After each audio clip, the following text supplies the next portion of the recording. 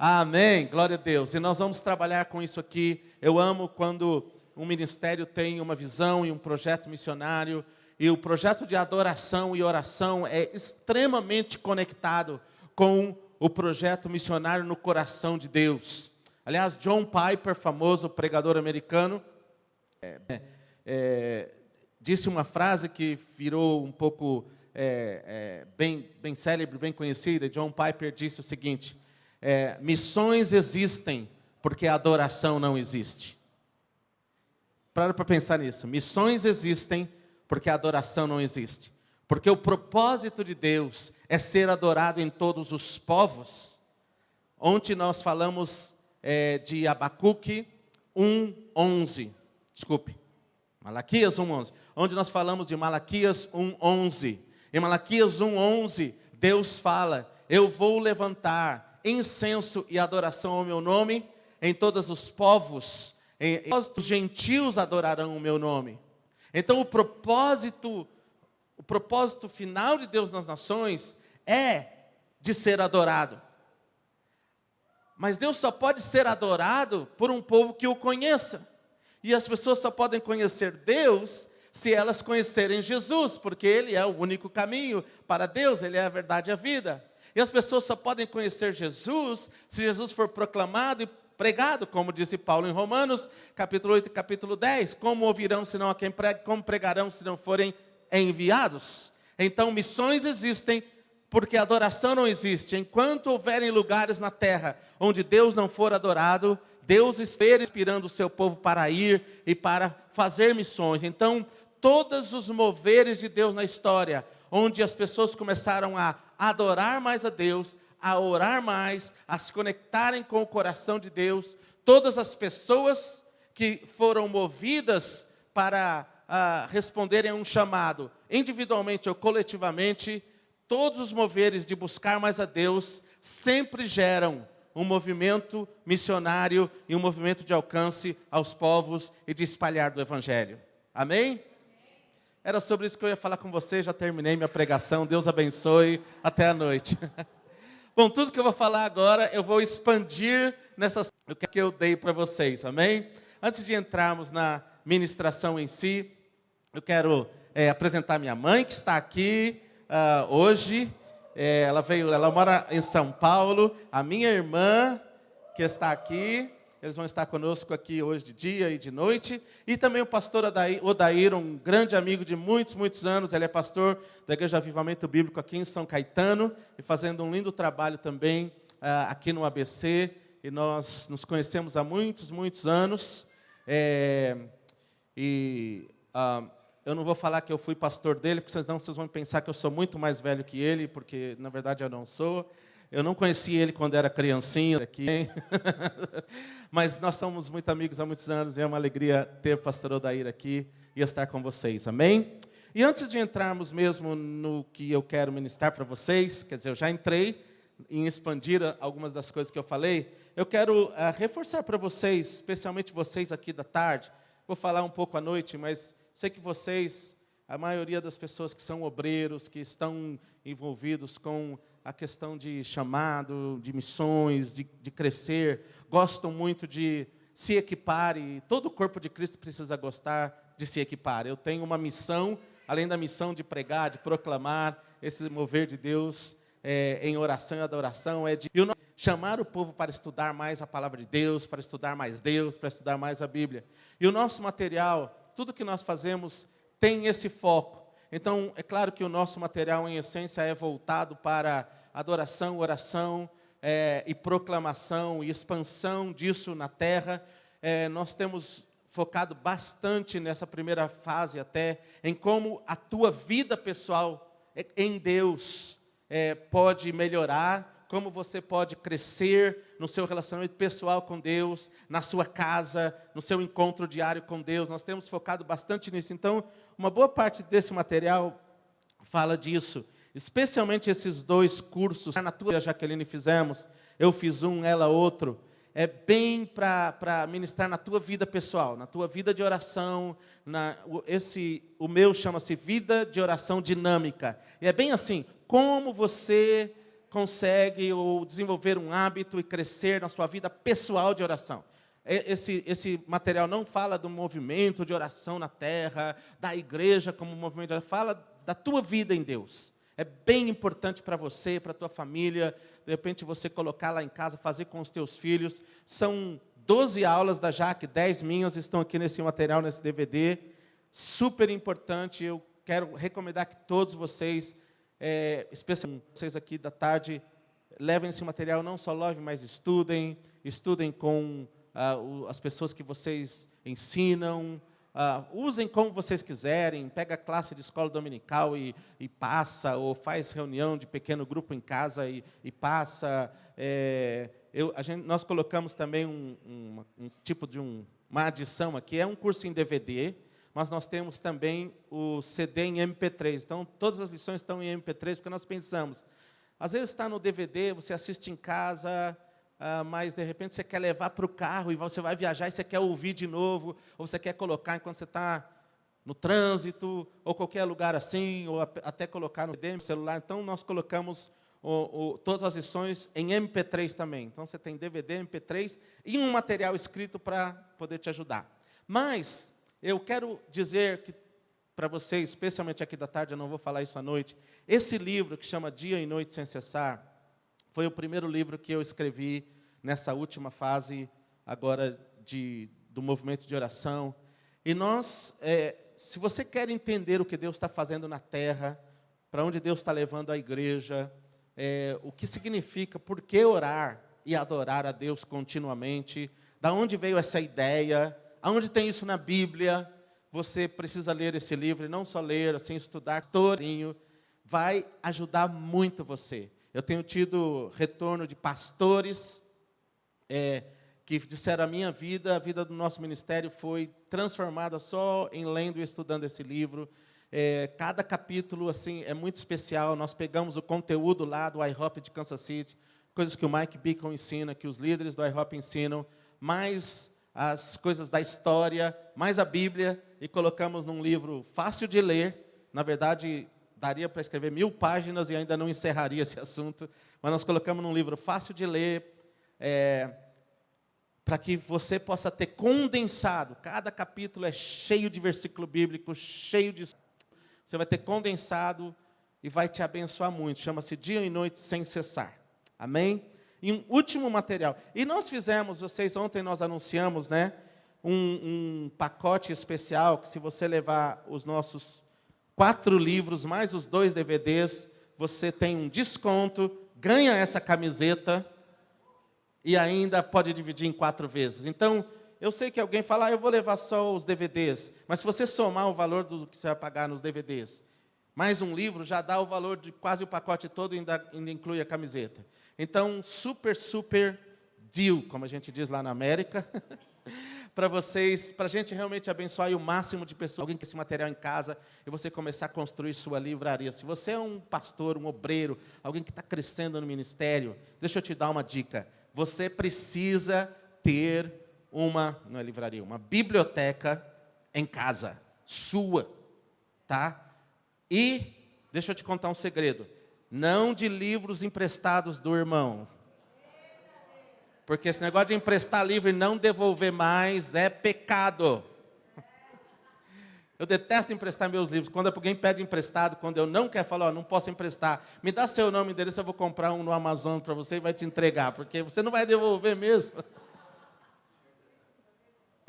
Ou então, mas eu geralmente dou o livro, porque... Mas assim, eu sempre fiz isso, antes de ser pastor, sempre investi, todo mês eu recebia meu salário, quando trabalhava aqui em São Paulo, eu ia lá e comprava 2, 3 livros. Eu ia lá sempre, várias versões da Bíblia, meus filhos fazem isso. Eu deixei todos os meus livros, quando eu morava na Inglaterra, com o pessoal lá, semeei, estou na América há 3 anos, já tenho mais de 200 livros. Porque irmãos, isso é precioso. Você precisa crescer. Um livro... alguém estudou 20 anos, fez doutorado, fez não sei o quê. Aí ele lê, trabalha 3 anos num livro, coloca lá e está tudo na nossa mão, fácil. Você lê a vida, né, o estudo da vida de uma pessoa. E por que é importante isso? Se não fosse importante livro, Deus não teria deixado a sua história num livro. A sua palavra. Ele preservou esse livro. Já tentaram destruir esse livro aqui dezenas de vezes na história. Mas Deus colocou a sua história em livros, usando homens, porque nós precisamos ter isso escrito, olhar, interagir. Então, invista em você mesmo. Amém?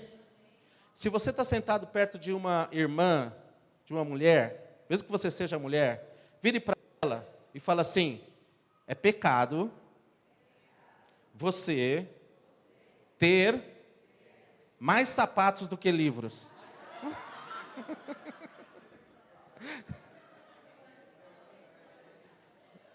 Agora eu peguei fundo com vocês, né, irmãs? Cara, fui muito radical, desculpe.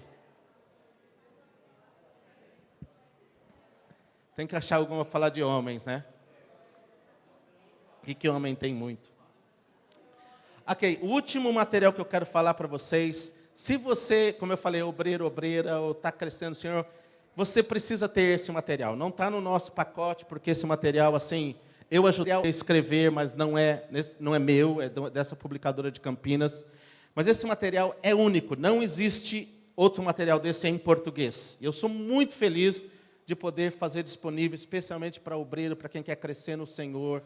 É o seguinte, geralmente eu que amo as coisas do Senhor, amo a história de homens e mulheres de Deus, sempre. O primeiro livro que eu li foi uma biografia. Até hoje eu me inspiro muito na vida de pessoas que, nos séculos passados, né, desde o começo, a própria Bíblia é cheia de biografias, é cheia da história de homens e mulheres que mudaram a sua geração. Nós nos inspiramos com eles na Bíblia e na história. E eu sempre, sim, quis ler livros. Depois que eu aprendi inglês, ficou mais fácil para mim, porque tem bastante literatura desses homens e mulheres de Deus em inglês.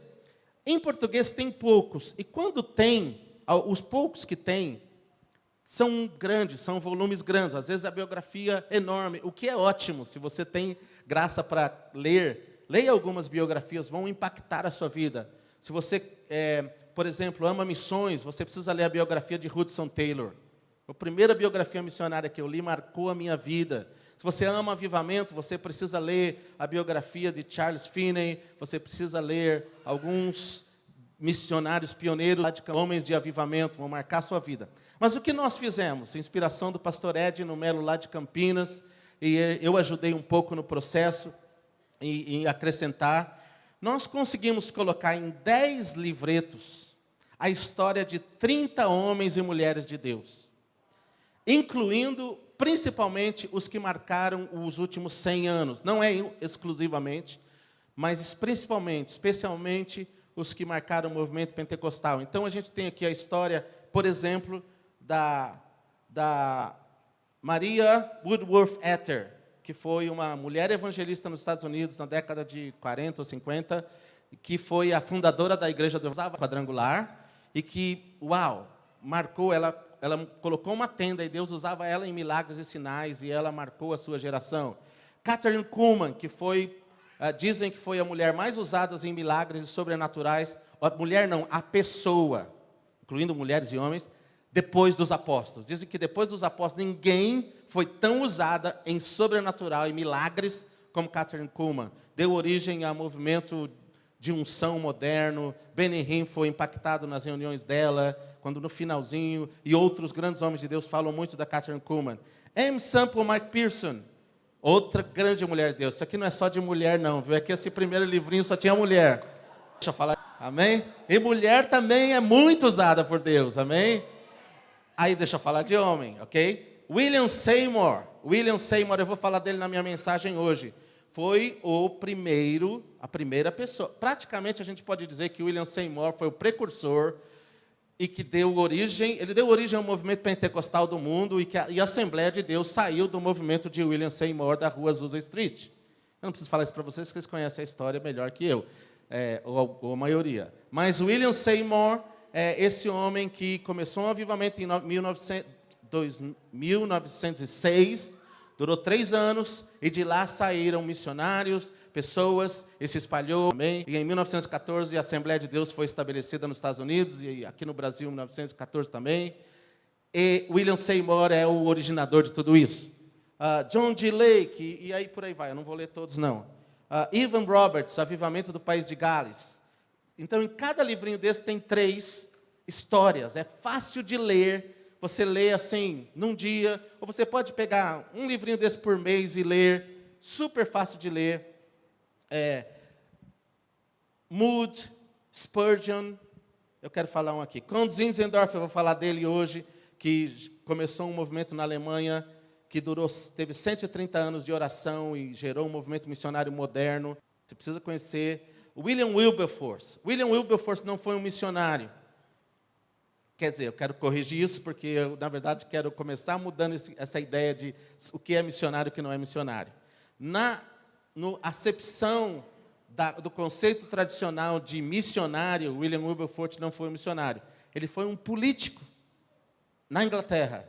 Mas William Wilberforce recebeu uma missão de Deus, através da oração e através de muita intercessão, de muita batalha.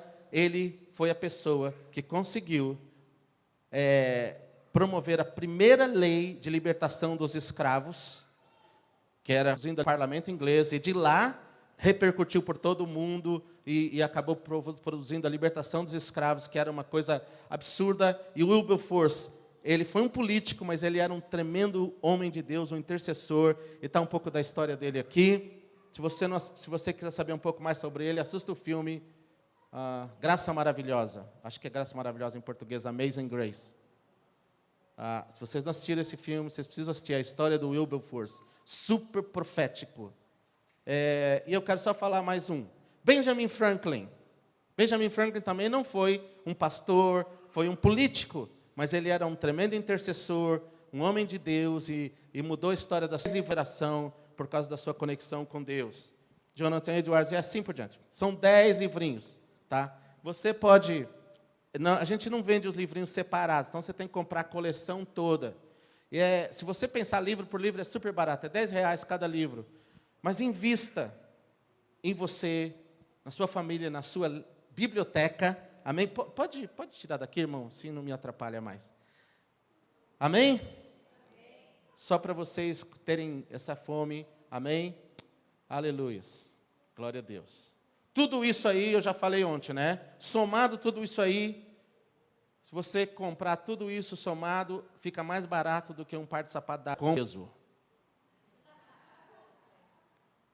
Pelo menos os que a minha esposa compra quando ela vem no Brasil, né?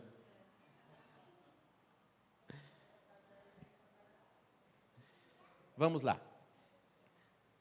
Ok, amados. Abra sua Bíblia comigo em Mateus capítulo 28. Essa ainda não é a minha pregação, mas eu quero fazer uma introdução aqui de 5 minutinhos, e aí nós vamos na mensagem, amém? Enquanto você abre a sua Bíblia, vamos orar. Pai, obrigado por essa tarde, obrigado por essas vidas, muitos envolvidos em missões, diretamente, outros, Senhor, levantando recursos. Obrigado pela visão da igreja de alcançar, Senhor, os não alcançados, tanto aqui dessa região, Senhor, como de longe, como de outros países, como na África, em Cuba e tantos outros lugares que eles têm feito o trabalho, enviado, sustentado. Senhor, abençoamos esse tempo, e que a Tua unção esteja conosco, Pai, e que nós saímos daqui renovados e fortalecidos em nome de Jesus. Amém? Amém. A primeira coisa que eu quero fazer com vocês aqui, e não é a minha mensagem, mas eu quero usar 5 minutos para fazer uma redefinição de termos, ok? Pode ser? Eu quero redefinir com vocês o termo missionário. Recentemente, eu comecei a assumir uma posição, e para mim isso é literal, não é bem uma posição, mas um título, um nome, sei lá o quê. Nos últimos anos, especialmente envolvido no Ministério de Oração, lá em Londres e na Casa de Oração em Kansas City, no IHOP, todos nós nos chamamos de missionários intercessores. E Deus deu esse termo para o pastor Mike Bickle há uns 20, 25 anos atrás.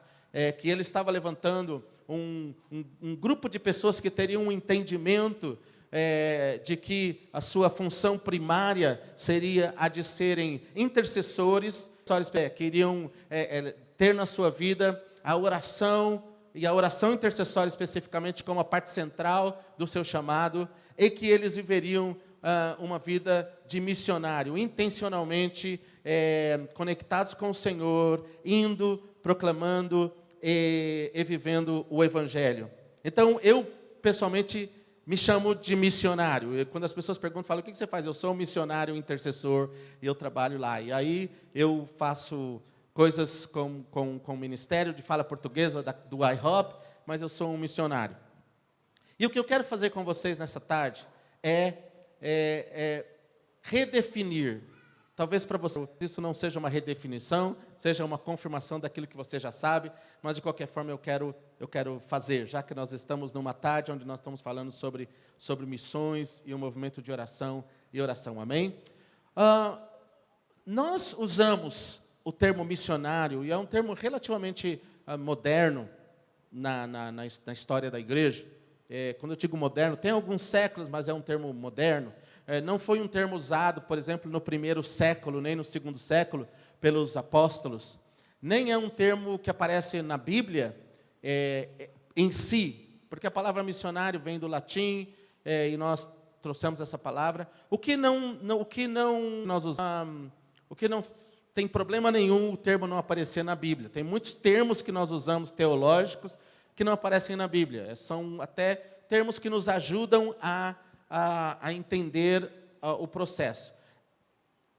Embora na Bíblia latim seja a tradução direta de alguns textos do grego, que é a Bíblia, o Novo Testamento foi escrito em grego, mas na nossa Bíblia, em muitas traduções, você não vai encontrar a palavra missionário. Mas você vai encontrar a palavra enviado ou enviar. E no latim, enviar a palavra missionário vem da palavra latim, aquele que é enviado, que foi enviado. Mas, basicamente, todos os que estudam missões, ou que falam de missões, e falam do termo missionário, baseiam-se tem muitos textos da Bíblia, claro, não é o único, mas o texto clássico é Mateus 28, 18 a 20, e depois Atos 1, 8 e 9. E esses são os dois textos que nós usamos bem forte quando nós ensinamos sobre missões, ou aprendemos, ou falamos sobre isso no conceito clássico de missões, para dizer assim. Como eu estou querendo redefinir o termo, eu estou começando daqui, mas vocês vão entender bem rapidinho. Estão comigo? Então, em Mateus 28, 18 a 20, é o texto que nós todos conhecemos, né? Jesus falou, Jesus aproximou-se deles e disse, toda autoridade me é dada nos céus e na terra, portanto, ide, fazei discípulos de todas as nações, batizando-os em nome do Pai, do Filho e do Espírito Santo, aquele que crer, acho que termina aí, né? Mas em nome do Pai, do Filho e do Espírito Santo, ensinando-os a obedecer tudo quanto vos tenho ordenado, e assim eu permanecerei com vocês até o final dos tempos. Amém? Esse é o texto clássico que a gente usa. Claro que em Marcos 16, Marcos registra a mesma coisa, ou a mesma fala de Jesus, mas ele não fala o ide ou indo, mas Jesus fala pregar o Evangelho, e aí em Marcos nós temos a adição que Jesus falou nessa ocasião. Ele disse lá em Marcos 16, e esses sinais acompanharão os que crerem em meu nome, falarão novas línguas, expulsarão os demônios, e se beberem alguma coisa mortífera, não vos fará dano algum. Então esses dois textos são meio que basicamente a mesma fala de Jesus, ok? Mas Mateus 28, 18 a 20 é o texto clássico que a gente usa como ide por todas as nações pregar o Evangelho. Amém? Atos 1, 8 e 9, Jesus fala, pouco antes de subir, não é? Vocês fiquem em Jerusalém até que do alto vocês sejam revestidos de poder. Então vocês vão e proclamem em Jerusalém, Judéia, não é? Ou melhor, vamos lá, deixa eu citar direito. Recebereis poder ao descer sobre vós o Espírito Santo, e ser-me-eis testemunhas tanto em Jerusalém, como em toda a Judéia, Samaria, até os confins da terra. Então, o até os confins da terra, por todas as nações, ficou essa coisa, Jesus nos enviou, Jesus enviou o seu povo, a sua igreja, o seu povo, para as nações. Então, com o passar dos séculos, especialmente nos últimos séculos, nós entendemos e houve um movimento que passou a ser chamado de movimento missionário, extremamente saudável, e eu vou falar sobre isso na minha mensagem em si, que qualificou as pessoas que estavam indo para as outras nações, e isso começou lá na Europa, vindo para as nações, e depois se espalhou em termos do conceito, e organizações, e igrejas, de que eles estavam sendo enviados, eles estavam sendo missionários. Então eles eram aqueles que pegavam o navio, iam para um outro lugar, ou para um outro país, mesmo no continente deles, e iam alcançar um povo que não era o seu povo. Então aquele que vai alcançar o povo que não é o seu povo, passou a ser chamado de missionário. Então nós falamos, ok, o missionário é a pessoa então que está indo alcançar. O conceito cresceu um pouco em alguns lugares, e o missionário é também a pessoa que mesmo na sua região está alcançando pessoas, mesmo que ela não viajou, mesmo que ela não foi para outro país, ela está alcançando, ela está evangelizando lá num outro bairro, numa outra vila, ela está plantando uma congregação, uma igreja, e muitas vezes ela é vista também como um missionário que está fazendo uma missão lá. E tudo isso é correto, ok? Mas o que acaba acontecendo com essa visão, embora desperte pessoas e seja super positivo, interessante em termos do que aconteceu no mundo e do que Deus está fazendo na terra, quando Jesus falou, Mateus 28, 18, quando Jesus falou, Atos 1, 8 e 9, quando Jesus falou, Marcos 16, Jesus não estava criando uma categoria de pessoas no reino. Jesus não estava criando uma categoria de pessoas chamadas missionários. Quando Jesus falou isso, ele em momento nenhum transmitiu ou pensou que isso seria um grupo especial de pessoas, alguns, no reino. Quando Jesus falou isso, ele falou para todos os seus discípulos, para toda a sua igreja. E Jesus, então, não faz uma comissão especial para alguns que teriam chamado para ir para outro povo. Porque tem pessoas que são chamadas por Deus para ir para outros povos. Sim, isso o Espírito Santo está fazendo isso. O Espírito Santo faz não é? O Espírito Santo faz essa coisa. Às vezes eu fico olhando para o mapa, né? Tem pessoas dos Estados Unidos ou do Brasil chamados genuinamente por Deus para ir para a China. E aí eu conheço bastante chineses que estão lá na China e que Deus falou para eles irem para a Arábia ou para a África. E aí eu conheço alguns irmãos da África do Sul chamados para ir para o Brasil, para vir para o Brasil ou para ir para um outro país. Então, assim, hoje não é só os países que enviam e os países que recebem. Toda a igreja está enviando e recebendo, tem um movimento. Isso tudo é genuíno. O Espírito Santo está fazendo algo e vocês vão entender por que isso está acontecendo na terra, porque nós vivemos num tempo único, onde a igreja está sendo fortalecida em toda a terra e toda ela está entendendo que é tempo de ir, de enviar, de alcançar, de completar o propósito e a tarefa de Deus. Mas quando Jesus falou, Mateus 28, 18, ele não estava falando desses que têm um chamado para ir às nações. E há chamados específicos.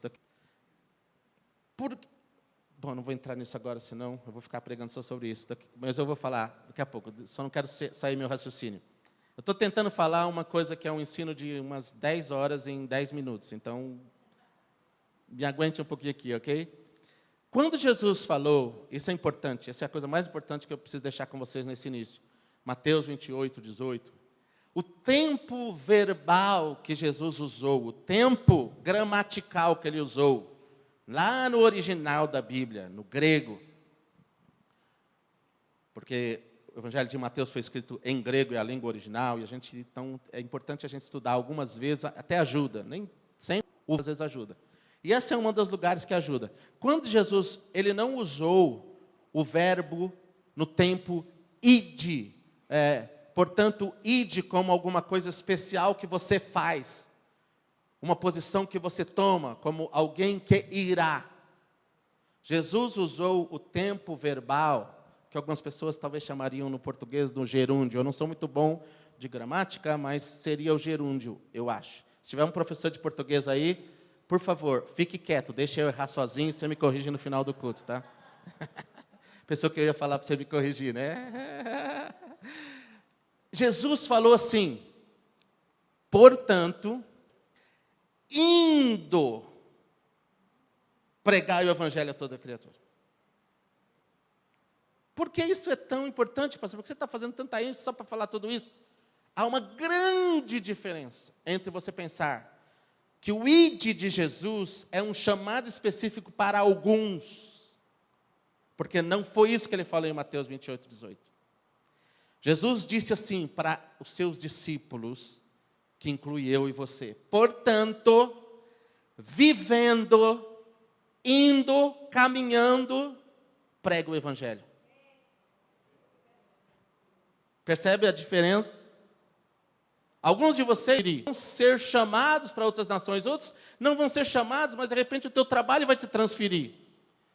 Na antiguidade, na verdade, a gente tem os apóstolos como Paulo, a gente tem Barnabé, a gente tem Pedro especialmente, mas especialmente Paulo e Barnabé na primeira etapa, que propositadamente o Espírito Santo fala lá em Atos 12, Atos 13 ou 12.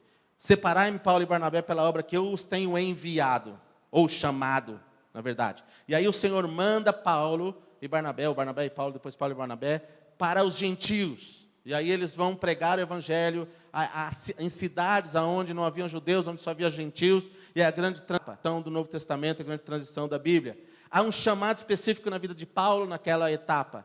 Mas, voltando, quando o Senhor falou o que nós chamamos do grande texto, deu o grande texto de comissionamento, ele disse: vocês me amam, vocês são meus discípulos, vocês vão ser revestidos do poder, ficar em Jerusalém até que do alto sejais revestidos de poder, não vão ainda, mas no momento em que vocês saírem, indo, pregam o evangelho a toda criatura, quem crer e for batizado será salvo. A igreja primitiva entendeu isso claramente. Então, queridos, de acordo com Mateus 28, 18, Atos 1, 8 e 9, Marcos 16, de acordo com esse texto, todos nós somos missionários. Você entendeu? Se você trabalha na Volkswagen, se você trabalha no Hospital de Diadema, ou numa escola pública, ou se você trabalha num hospital, como médico, como enfermeiro, você está indo, você está vivendo. E naquele lugar, você é chamado para pregar o evangelho, proclamar o reino, trazer pessoas para o reino. Se você está estudando numa faculdade, se você entrou na universidade, você está indo. E aquele é o seu campo missionário. O seu lugar de trabalho é o seu campo missionário. Algumas pessoas são chamadas para concentrarem-se no ministério da palavra, para concentrarem-se no ministério da pregação, no ministério pastoral, e elas, no ministério, enfim, e elas fazem isso genuinamente, não é? Deixam outras coisas, porque elas têm esse chamado específico e o dom delas vai ser útil para o corpo de Cristo. Então, são os pastores tempo integral que nós temos, são as pessoas que, às vezes, são professores. E essas pessoas, elas estão cumprindo o chamado pastoral delas, ou o chamado de ensino delas. Mas nós falamos também, de certa forma erradamente, desculpa usar esse termo, porque eu estou tentando aqui, sei que estou falando com a maioria obreiros, nós falamos erradamente também que essas são as pessoas que têm chamado. Quando nós falamos que essas são as pessoas que têm chamado, significa que existe alguém que não tem chamado. Porque você fala, ou chamado. Aí, significa o quê? Que eu não tenho? Ou que os demais não têm? Isso não é também bíblico. Não é o que Jesus ensinou. Todos nós temos chamado. Somos chamados. E necessários no reino. Amém? Amém? Se uma pessoa tem uma carreira de jogador de futebol, e ele ama, ele se converte até no meio da carreira dele. Está no meio da carreira dele, ele se converteu, e, não é? Vamos supor que o Neymar se converta genuinamente, se apaixone pelo Senhor, encontre Jesus, comece a assistir uns DVDs, uns YouTube, vai a conta da pastora Jaqueline, fique em fogo por Deus, e o que vai acontecer com esse jovem? Ele vai passar a ser um missionário, um enviado, um chamado no local de trabalho dele, na área de influência dele. Amém? Aliás, só para usar esse exemplo, já que eu usei esse exemplo não muito santo, entre aspas, que alguém está fazendo esporte ou jogando futebol, só para usar esse exemplo, a Espanha era e ainda é um lugar desafiador para a pregação do Evangelho, por causa do forte catolicismo, da forte tradição. Nunca houve um grande avivamento na Espanha. Você pode ver avivamentos na história da Europa, teve na Alemanha, teve na Inglaterra, mas teve até na França um pouco, mas se você olhar, Espanha e Itália são dois países que nunca houveram nenhum avivamento forte. E porque o catolicismo é muito forte, a tradição religiosa. Então, era muito difícil pregar, muitas igrejas são pequenas na Espanha. Deus tem mudado isso, tem algumas igrejas bem boas. Mas, há alguns anos atrás, houve um jogador de futebol que jogou aqui, não faz muito tempo. Eu me lembro dele ainda, então não faz muito tempo. Chamado Baltazar. Quem lembra do Baltazar? Ele jogava num timinho pequeno lá no Parque Antártica. Estica os palmeirenses agora, hein? Se tiver alguém aqui. Brincadeira. Baltazar jogou no Palmeiras um tempo, ele era centroavante, e ele foi vendido para um time da Espanha. Não lembro se foi Barcelona, ou se foi Real Madrid, ou nenhum desses grandes times. Mas ele era um grande artilheiro. Você lembra dele, né, Odair? Baltazar era um crente em fogo por Deus. E o Baltazar, todos os jogos que ele participou na Espanha, ele fazia isso no Brasil também, mas lá ele dava uma Bíblia de presente para o goleiro, ao adversário. E ele ficou anos lá, e todas as vezes que ele fazia um gol, vinham entrevistar. Sabe como é jogador de futebol? Especialmente na Europa, especialmente na Espanha, e ele brado e tal, idolatrado, então, especialmente na cidade dele, e ele foi artilheiro do campeonato algumas vezes, e ele, todas as vezes que entrevistavam o Baltazar, ele pregava o Evangelho. Todas as vezes, por 1 minuto, por 2, quando davam chance de fazer entrevistas maiores, ele sempre trazia para Deus. E depois de um tempo, de uns anos, um dos grandes pastores da Espanha e da Europa deu o seguinte testemunho. Ele disse assim: sem dúvida nenhuma, o maior missionário que já foi enviado para a Espanha, e o missionário de maior influência na Espanha, foi Baltazar. Então não ficou surpreso. Como assim ele era um pastor de futebol? Ele não era um missionário. Por causa do Baltazar, o Evangelho passou a ser respeitado na Espanha. As pessoas passaram a não considerar a igreja como seita. Passaram a falar, se ele é crente, eu vou lá checar aquela igreja da esquina. E as igrejas não eram grandes. Por causa do Baltazar, o Evangelho saiu daquele lugar de perseguição e passou a um lugar de proeminência. E Deus projetou. Veja como Deus faz. Então, não importa qual seja a sua vocação. A sua vocação não é o que te define. O que te define é o Senhor que mora no teu coração, o Rei Jesus Cristo. Amém? O que te define é Jesus, é o reino de Deus. E Jesus diz que você é um enviado dele, que você é um missionário. Talvez você vai ser tempo integral um dia em algum lugar. Talvez você vai, ou aqui, ser um pastor, dirigir uma igreja, ou ser uma missionária, ou ser um evangelista, uma evangelista. Talvez você vá para outro país, ou para um outro estado, ou não. Se você for ou não for, se você for chamado ou não para isso, você é chamado para estar vivendo e proclamar o Evangelho onde você está. E Deus vai te usar, e Deus vai te capacitar. Amém? Amém? Ok, eu tenho que sair disso porque os meus 5 minutos já viraram 20. E eu nem entrei na mensagem que eu quero deixar com vocês ainda hoje à tarde. Amém. Alguém foi abençoado até aqui? Ajudou vocês? Amém? Glória a Deus. Vire para a pessoa que está do seu lado, então, com um sorriso no rosto, diga assim: você está olhando para um missionário ou uma missionária. Amém. Glória a Deus. Vamos lá. Mateus 24, 14. Agora eu estou entrando mesmo na mensagem.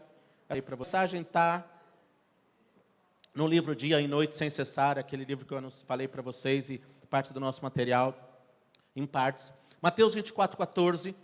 Mateus 24 é um capítulo extremamente importante para nós, nessa geração. Todo o capítulo. Eu não vou pregar sobre ele hoje, talvez um outro dia. É um dos capítulos que eu mais tenho estudado nos últimos anos do Novo Testamento e tem impactado muito a minha vida. Deus tem falado muito comigo em Mateus 24.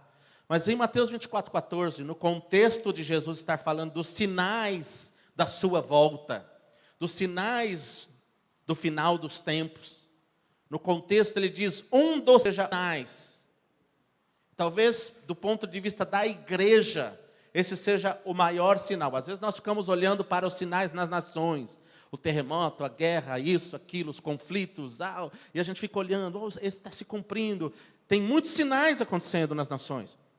Israel é um sinal extremamente forte. O que está acontecendo no Oriente Médio, não é? Os governos, os conflitos, a natureza respondendo de uma forma intensa, como foram nos últimos dias, aí em tantos lugares da Terra acontecendo coisas trágicas. Isso não está virando mais novidade, já está ficando uma coisa comum, não é? Na nossa geração, é tanta tragédia acontecendo, uma meio que atrás da outra, um num país aqui, num país ali, num país ali. As pessoas já ficam até acostumadas, mas a Bíblia diz que isso aconteceria e intensificaria como sinal, um dos sinais no final dos tempos, e tem se intensificado nas últimas décadas, do ponto de vista natural, assustadoramente, do ponto de vista nosso, previsivelmente, porque Jesus falou que isso ia acontecer. Então, nós não deveríamos ser pegos de surpresa. Claro que a gente tem que se condoer, ter a dor, ajudar a trabalhar, né? Fazer as coisas acontecerem. Aliás, deixa eu falar uma coisa para vocês. Nessa situação que aconteceu nos Estados Unidos agora, no Irma, você chama de Irma, né? No Irma, ainda bem que não chamou de irmã, né? Como é que chama lá o temporal, o tufão, o furacão? Irmã. No Irma e no outros nomes, não sei porque eles dão nome de pessoas para esses furacão. Isso é coisa de americano, sabe? Que atingiu a Flórida e Texas e todas aquelas coisas, muita gente respondendo, muita gente fazendo muita coisa, muito sofrimento, mas muita coisa bela acontecendo. Talvez, né, os Estados Unidos sofreu bastante, mas os Estados Unidos tem muita estrutura. Quem está sofrendo muito mais é a América Central, né, porque não tem estrutura e as coisas lá estão trágicas. Mas tanto na América Central quanto nas coisas dos Estados Unidos, a organização que mais respondeu, com mais recursos, com mais pessoas, com mais agilidade, nos dois lugares, foi a Igreja do Senhor Jesus. Mais do que qualquer outra organização, até mais do que o governo. E isso é muito, muito belo, a igreja cumprindo seu papel e fazendo as coisas acontecerem. Mas de todos os sinais que Jesus fala, ele nos dá esse, como assim, significativo e, na verdade, até determinante, porque ele diz assim, e este evangelho do reino será pregado no mundo inteiro, ou numa outra tradução, a todas as nações, e em toda testemunha. Então o evangelho será pregado no mundo inteiro, em testemunha a todas as nações, e então virá o fim. Então, para o fim vir, e o fim, aí em Mateus 24 e na Bíblia, não é só o último dia, não é só o dia da volta do Senhor. O fim na Bíblia é o período final, é quando os acontecimentos finais começarem a acontecer muito rapidamente, que é Deus desencadeando os julgamentos, Apocalipse do 6 em diante se cumprindo, Daniel se cumprindo. São esses eventos que a Bíblia deixa bem claro. E Jesus falou, o fim virá, e quando o fim vier, eu voltarei, eu vou arrebatar minha igreja, inaugurar um novo tempo, e a eternidade vai entrar, e a nova etapa vai acontecer. Mas para que o fim venha, muitas coisas têm que acontecer. Jesus fala em Mateus 24, terão sinais. Os sinais são os princípios da dor, e como uma mulher está de parto, presta atenção, quando isso começar a acontecer, é o princípio da dor, isso vai acontecer, mas aquilo vai acontecer, mas tem um sinal, tem uma coisa que precisa acontecer, o evangelho precisa ser pregado em todo o mundo, e a todas as nações. Então, para que o fim aconteça, o evangelho precisa ser pregado. Jesus disse em outras passagens, e a Bíblia diz que o evangelho será pregado a todas as nações. Amém? Essa é a vocação, e essa é a inspiração. Então, enquanto Mateus 24:14 não for cumprido totalmente, enquanto nós estivermos aqui como parte da igreja, e Mateus 24:14 ainda não estiver sido cumprido totalmente, faz parte do mover de Deus, faz parte da agenda de Deus. Ou, deixe-me colocar de outra maneira, tudo que Deus está fazendo na terra, com a sua igreja, converge para Mateus 24:14. O propósito de Deus é que o evangelho seja proclamado a todas as nações, para que então ele possa cumprir isso, todos possam ouvir, ou ter a oportunidade de ouvir na sua própria língua, e então o fim vir. Do ponto de vista humano, às vezes até da igreja, nós achamos que as coisas não são interrelacionadas. Presta atenção nisso. Por exemplo, uma igreja cresce muito em uma nação, como a igreja brasileira cresceu nas últimas 4, 5, 6 décadas, em termos de números. Igrejas locais gigantes, com 20 mil membros, 30 mil membros, 40 mil membros, como tem nos Estados Unidos, como tem algumas aqui no Brasil, como tem na África do Sul, como tem em alguns países da terra. Algumas dezenas de países. Ministérios e denominações crescendo muito numericamente. Tudo isso, irmãos, não acontece independente, não é assim, isso aconteceu, que bom para essa igreja.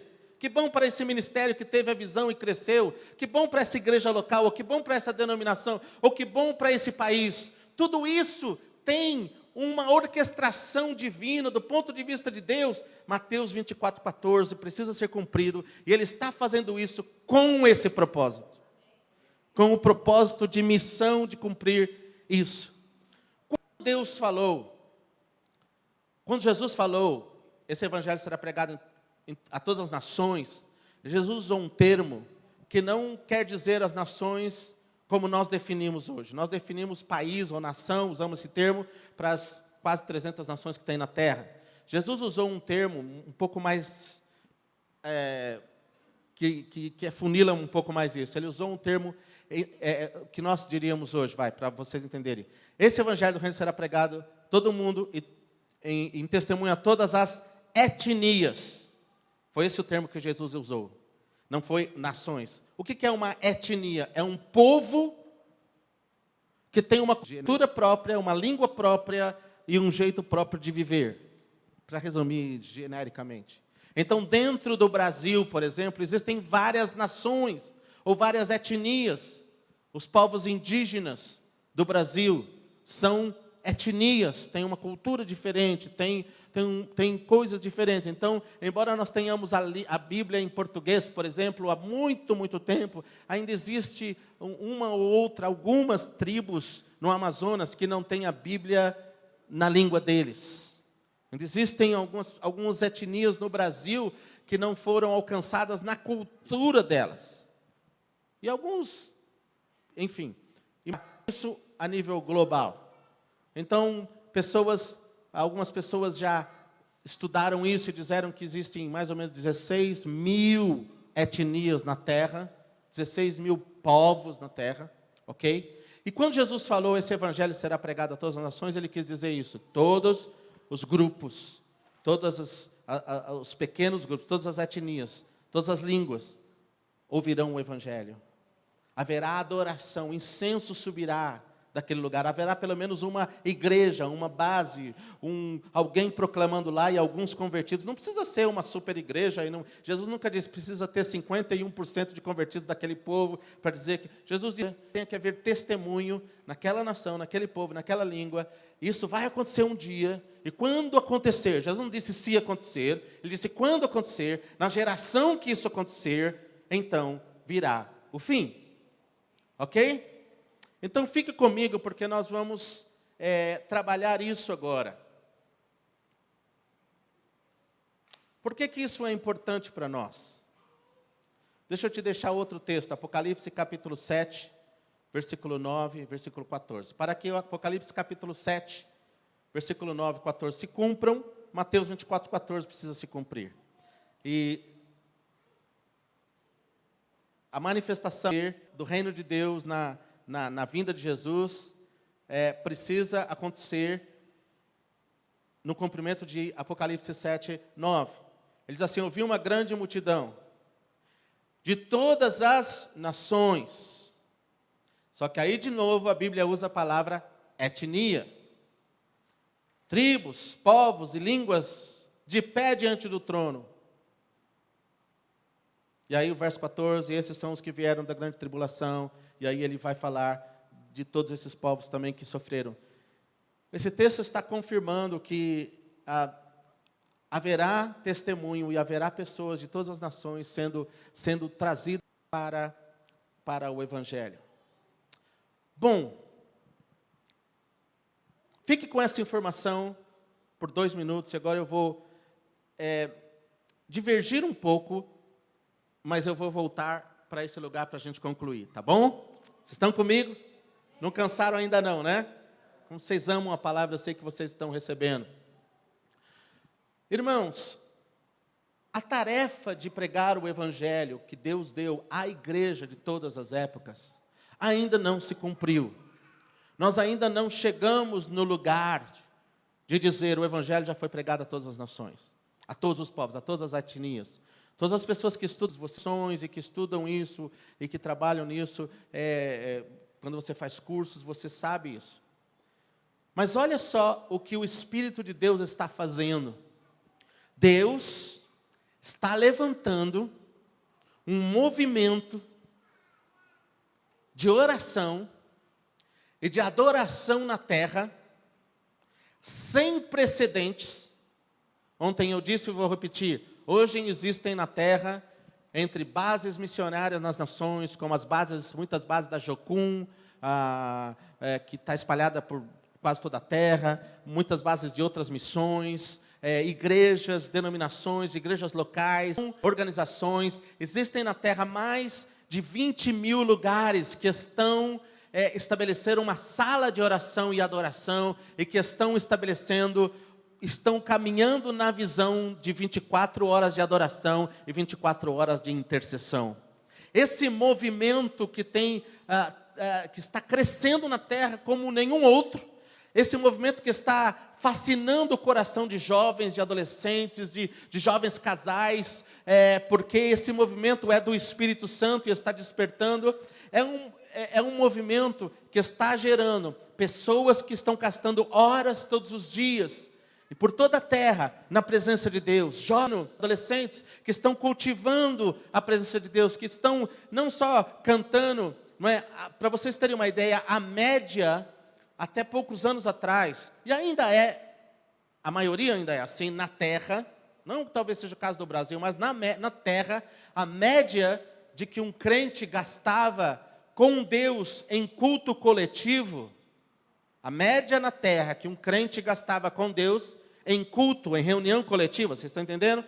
Não lá em casa, na igreja, numa reunião coletiva. A média na terra era de 55 minutos por semana. A média dos crentes se reunirem para adorar, para pregar, a média é 55 minutos por semana. O que Deus está fazendo é que hoje existem milhares e milhares e milhares de pessoas que estão gastando horas por semana reunidos para adorar a Deus, para estudar a Bíblia juntos, para cultivar a presença de Deus. E o que isso está fazendo com essas pessoas? Às vezes as pessoas de mais idade, pessoas aposentadas estão fazendo isso, gastando tempo com Deus. Pessoas estão falando, em vez de eu ficar assistindo televisão toda tarde, eu vou lá para a sala de oração e vou gastar 4 horas toda tarde lendo a Bíblia, adorando. E pessoas de mais idade estão fazendo isso, pessoas de todos os níveis, empresários estão falando, eu vou levantar 1 hora mais cedo e vou passar na sala de oração e vou ficar um dia hora e está fazendo isso todos os dias. Estudantes no final da tarde. As pessoas estão fazendo isso aonde há essa oportunidade, mas a grande maioria na terra que está entendendo isso e que está respondendo a esse chamado do Espírito Santo são jovens, especialmente jovens entre os 16 e 24 anos. Há uma revolução acontecendo no meio de jovens da terra. O Espírito Santo está inspirando e eles estão dizendo assim: eu quero mais de Deus, quero mais de Jesus. Eu quero conhecer esse homem melhor. Não é suficiente 55 minutos por semana. Não é suficiente 2 horas por semana. Eu preciso mais. Eu quero buscá-lo mais. E eles estão jejuando mais. Estão lendo a Bíblia em casa. Mas estão se reunindo em lugares assim. Então o Espírito Santo está inspirando. E por que o Espírito Santo está inspirando isso? Porque o Espírito Santo de Deus está levantando na terra o maior movimento de oração e adoração. Porque Ele está preparando o terreno, Ele está preparando esses lugares, igrejas e ministérios como verdadeiras estufas espirituais, porque Ele está por levantar a maior força missionária que a história já viu. Em Mateus 24:14, será cumprido, e a gente crê que será cumprido ainda na nossa geração. Amém? Essa é a agenda de Deus, é cumprir a tarefa para que Jesus possa voltar. Então o que Deus está fazendo, faz ter uma sala de oração, pregar sobre paixão por Jesus, tudo isso é bom para a tua vida, mas faz parte de um mover de Deus na terra, que vai ser maior até do que o mover na primeira geração. Porque Deus falou isso, que a última geração veria coisas, ou a geração que se aproximaria do fim, o que possivelmente é a nossa geração. Se não for a minha, eu tenho uma convicção muito forte que é a próxima geração dos meus filhos, ou no máximo a dos meus netos, de acordo com que as coisas estão acontecendo. Há vários sinais acontecendo na terra, mas deixa-me dizer sobre o sinal de Mateus 22:14 e o que Deus está inspirando na terra. Então, irmãos, o que nós estamos fazendo aqui esse final de semana, o despertamento que Deus tem trazido nessa igreja, não é único, não é uma coisa individual. Nem é porque vocês são muito bonitinhos e Deus olhou para vocês e falou, eu vou escolher vocês porque são bonitinhos. Vocês não têm uma sala de oração do outro lado da rua porque os pastores falaram, isso é legal fazer. O Espírito Santo está inspirando isso na vida desta igreja, como Ele está fazendo por toda a terra. E tudo que o Espírito Santo precisa, irmãos, é um sim. E um sim pode ser frágil, pode ser, a gente nem sabemos o que estamos fazendo, como que vai ser, mas nós dizemos sim. E você vai obedecendo e vai dando os pequenos passos. Sempre foi assim, em que Deus fez, na história que Deus fez. Mas olha só, há mais ou menos uns 50, até 30 anos atrás, quando os teólogos, os pastores, líderes de denominações, os presidentes das grandes denominações do mundo, mais as organizações missionárias, mais as organizações de traduções da Bíblia, mais isso, mais aquilo, se reuniam para falar de Mateus 22:14, do cumprimento da grande comissão, do final da tarefa. Eles olhavam para os 16 mil povos, os que já tinham sido alcançados, o que faltava a tradução da Bíblia, o tempo que levava para traduzir um texto da Bíblia para um povo, que levava quase uma geração para traduzir um evangelho para um povo não alcançado. E quando eles olhavam, eles faziam o seguinte cálculo: ainda vai pelo menos mais 120 a 150 anos para nós podermos conscientemente dizer que nós vamos conseguir terminar a tarefa. Isso há uns 50, 40 anos atrás, os especialistas falavam isso. Isso até foi colocado em livros e muitas pessoas até ainda repetem isso hoje. Tem pessoas que ainda falam isso olhando para esses livros e para esses estudos de 50 anos atrás. Deixa eu te falar uma coisa. Esse é o senso de... Assim, eu vibrei com essa mensagem, porque é um assunto que, geralmente, eu não tenho muita chance de falar quando a gente vai em conferências, porque a gente vai falar aqui sobre paixão por Jesus e algumas outras coisas, mas é um assunto super, que me faz vibrar e que a gente tem estudado bastante lá no IHOP, com organizações missionárias e tudo mais.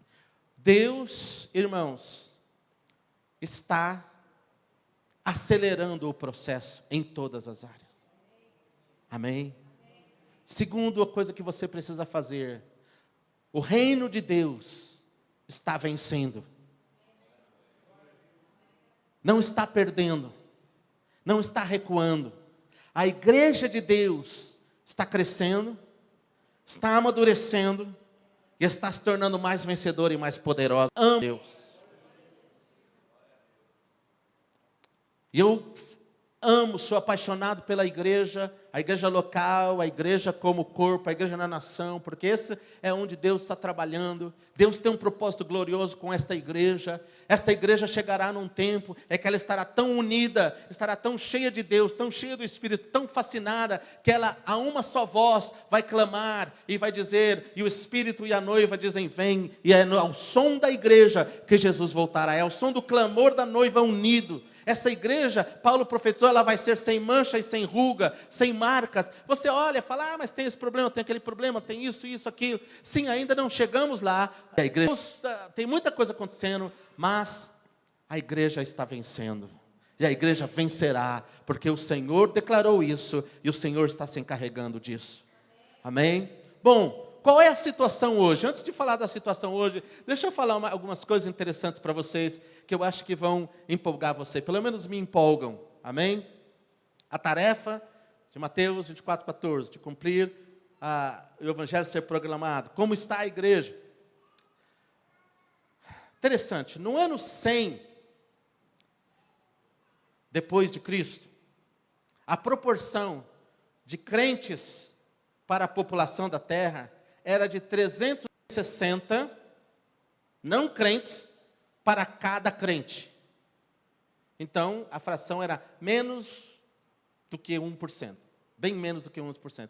No ano 100, quando terminou, né, Atos, a igreja cresceu muito, teve perseguição, o evangelho foi proclamado por todo mundo conhecido daquela época, avançou muito, mas a proporção era 360 moradores na terra para cada um crente. Ok, sem ir com muitos detalhes, para a gente ser rápido nisso aqui, no ano 1000, 900 anos depois de Cristo, portanto, 1000 anos atrás, no ano 1000, a proporção na terra era de 220 pessoas para cada crente, ainda bem menos que 1%, ok? Então, 1000 anos de história, a igreja vai e vem e tal, conflitos, continua 1%. No ano 1500 anos depois, 500 anos depois do ano 1000 e 1500 anos depois do começo, a proporção cresceu. Cada 69 pessoas não crentes na terra, um era convertido. Ok. Bem melhor, mas ainda um pouco mais de 1%. De 1%. Mas, nos últimos 200 anos, 250 anos, vamos dizer assim.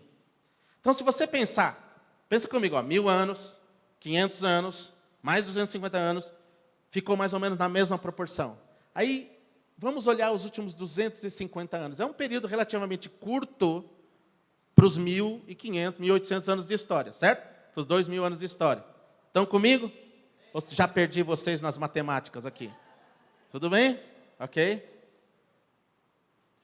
Até eu que nunca estudei matemática na vida consigo entender isso aqui. Porque vocês sabem que pastor é muito inteligente na Bíblia, mas nas outras coisas não sabe nada, né? E quando ele fala que sabe, geralmente ele está falando alguma coisa que ele leu, que ele não sabe, não entende. Em 1900, já tinha começado a acontecer algo muito intenso na terra, na igreja. Eu vou voltar a isso daqui a pouco. A proporção cresceu de 27 não cristãos por cada cristão. Então já passou para 4%. Um pouco mais de 4%.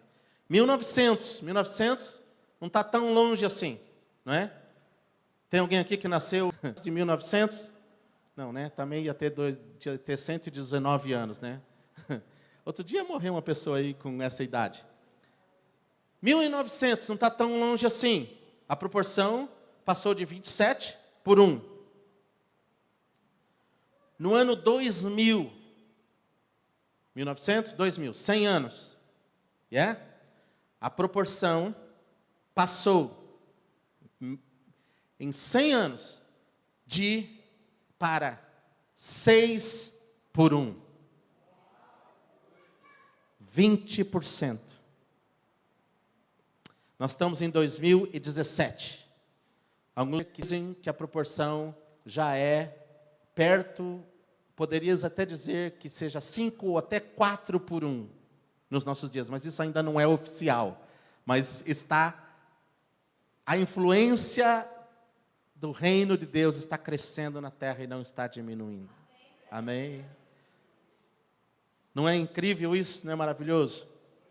Uau, nós vivemos em uma geração, em um tempo, em que algumas coisas estão acontecendo nos nossos dias que nunca aconteceram na história antes. Você não existe aqui, não foi convertido, não foi salvo. Estava perguntando para o Rafael, levanta a mão aí, nem precisa vir aqui. Tem 15 anos, filho de crentes, então ele representa mais ou menos a terceira ou quarta geração do que eu vou falar aqui, porque ele tem só 15 anos, e uma geração dura 70 anos, mas uma geração nasce, a outra nasce, né? Então, assim, quantas pessoas ainda estão vivas, nasce o outro, depois nasce o neto. Então, hoje, por exemplo, a gente tem umas 3 ou 4 gerações vivendo juntos, certo? E sempre é assim. Então, ele é mais ou menos a 4ª geração, mas ainda tem gente da segunda, talvez até da primeira geração vivo, ou da segunda geração vivo, que vivenciou o que aconteceu nesses últimos 100 anos. O que aconteceu, talvez não nos 100, nos últimos 200 anos, porque de 1900 ou 1850 para cá, a igreja aconteceram, o crescimento foi muito grande, o que a igreja não conseguiu em quase 2.000 anos, ou 1.800 anos de história, está acontecendo nos últimos anos. Isso em si já é um sinal de que Deus está fazendo algo, e Deus não faz as coisas em 1 ano, 2 anos ou 10 anos, Deus faz as coisas em 50, em 100 anos, nós temos que olhar geração, né? A igreja tem 65 anos, essa igreja, se Jesus não voltar, vai ter 100 anos, e vai alcançar, e vai fazer a obra, e vai expandir, não é? Porque a obra do Senhor continua. Tem muita coisa que eu poderia falar, mas eu preciso condensar, porque eu quero chegar num ponto aqui com vocês. 2 coisas aconteceram marcantes no período de 250 anos. 2 eventos na história, ok? E um deles vocês são diretamente frutos. Eu e vocês, nós somos diretamente frutos. O primeiro evento que aconteceu com um grupo de 300 pessoas, em 1750, então 250 anos atrás, mas que avançou para 1800 e amadureceu, realmente, então isso, 18º século, 19º século. Que foi um movimento, um grupo de pessoas lá num lugarzinho na Europa, que nem era muito grande, numa vila, um grupo de crentes convertidos, começou a ser perseguido em alguns outros países, e eles mudaram para um lugar, para uma fazenda, e se instalaram lá, e eles tinham a proteção de um homem que era dono daquelas terras, e o homem era convertido também, e ele falou, eu vou deixar vocês morar na minha terra, e o homem até começou a pastorear eles. Ele não era pastor, ele era um conde, ele era uma espécie de político no império lá, mas ele era de bastante influência, e porque ele era influente, ele falou, nas minhas terras, na minha área de influência, não vai ter perseguição. Ele protegeu essas pessoas, e eles foram morar lá, essas famílias, umas 300 pessoas. E o nome desse homem era Conde Zinzendorf. Tem a história dele no nosso livrinho de avivamento lá. E o Conde Zinzendorf começou a cuidar daquele grupo. E a história é linda, mas um determinado dia, eles começaram uma reunião de arrependimento, de quebrantamento. Muitas pessoas tinham vindo de vários lugares, estava dando umas confusões lá, e eles se reuniram para fazer reconciliação, e nessa reunião de reconciliação, eles perdoaram um ao outro, e eles começaram a orar nessa reunião. Eles começaram uma reunião de oração e adoração, e essa reunião de oração que começou naquele dia, durou 130 anos sem parar.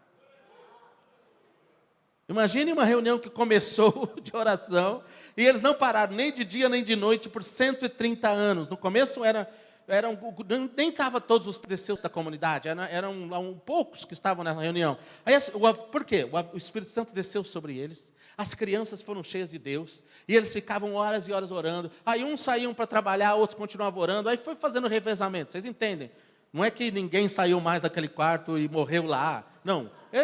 Eles iam comer, voltavam, mas sempre tinha um grupo sustentando aquela reunião de oração. Ok? Esse é o chamado movimento moraviano, porque eles moravam na Morávia. Essa fazenda ficava na Morávia. E o movimento moraviano, eles começaram a orar e a adorar. Orar e adorar. Era avivamento. E a comunidade não cresceu muito, não explodiu, não veio junto gente da Europa toda para conhecê-lo, mas foi crescendo um pouco. E aí, nesse tempo de oração contínua, imagine, irmãos, nós não estamos falando de 10 anos de oração. O IHOP, lá em Kansas City, está orando e adorando há 18 anos, e é um fenômeno moderno que Deus está fazendo em Kansas City, e está fazendo em outros lugares, e nós falamos 18 anos, uau, que incrível, imagina 130 anos, sem parar de orar, num lugar específico. Não era um lugar grande, talvez, se você for lá hoje, ainda existe um lugar desse tamanho, mais ou menos, mas sempre tinha um grupo sustentando a oração, de dia e de noite.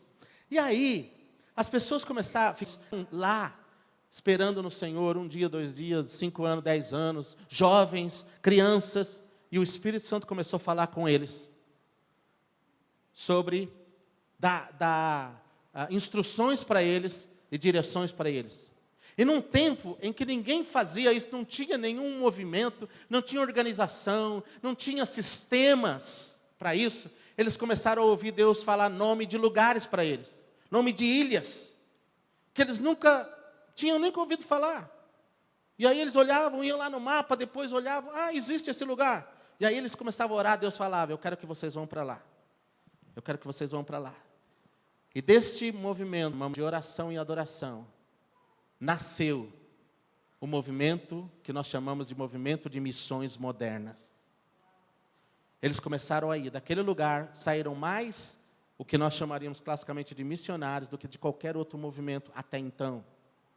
E eles começaram a ir com famílias, eles foram para a América do Norte, que era um país que estava começando a ser colonizado, vieram para a América do Sul, foram para a África, foram para a Ásia, foram para a Índia, foram para a China, e Deus os espalhou por todos os lugares, e aonde eles chegavam, eles levavam o avivamento. Vários homens e mulheres foram marcados pelo mover de buscar a Deus, de oração que eles tinham. Alguns descreveram na sua jornada, vou dar um exemplo, John Wesley. John Wesley, que foi o iniciador do avivamento metodista na Inglaterra, que também se espalhou por toda a terra. John Wesley viveu 1800 e pouco, lá algumas décadas depois do movimento moraviano, mas o movimento moraviano estava no auge quando John Wesley começou a pregar. John Wesley, junto com o irmão dele, Carlos Wesley, com George Whitefield, foram fazer seminário em Oxford, e lá eles começaram a se reunir para orar também, orar e estudar a Bíblia. E como eles eram bem fraquinhos de conhecimento, eles resolveram estudar a Bíblia só na língua original, então eles faziam estudo bíblico em grego. Vocês veem como eles eram bons, cara. Esse era o estudo bíblico deles. E eles eram tão assim, certinho no estudo bíblico deles, que colocaram um apelido neles. Vocês são uns metódicos, uns metodistas. Foi aí que nasceu o nome metodista. Então nem era um nome que eles escolheram porque era bonito. Foi um apelido porque eles eram muito, que eles faziam muito retinhos e tal. Aí, o John Wesley terminou o seminário dele, o irmão dele, e o Carlos Whitefield, e eles foram, e o John Wesley começou a pregar, e falou, eu vou ser missionário. E foi, pegou um navio, e foi para a América do Norte pregar para os índios. E chegou lá, ele já era teólogo, ele já sabia língua grega, já sabia tudo, ele já era o cara. Chegou lá, ninguém se convertia, não dava resultado. Ele começou a ficar desencorajado, enquanto tinha um grupo de moravianos, esse povo lá, da Morávia, da oração, que não sabia grego, que não tinha feito Oxford, que mal sabia ler e escrever, e que estavam ganhando almas, e que as pessoas estavam se convertendo, sendo curadas. E o John Wesley olhou para eles e falou assim, eu não sou convertido, eu acho que eu não sou chamado para essa coisa. Ficou muito desencorajado e resolveu voltar para a Inglaterra. Quando ele estava voltando para a Inglaterra, o navio dele quase afundou. E aí, no navio, tinha um grupo de moraviano. E o John Wesley conta que ele ficou desesperado, estava com o maior medo de morrer, porque o navio estava realmente quase afundando. E esse grupo de moraviano ficou louvando, ficou fazendo um turno de adoração o tempo todo.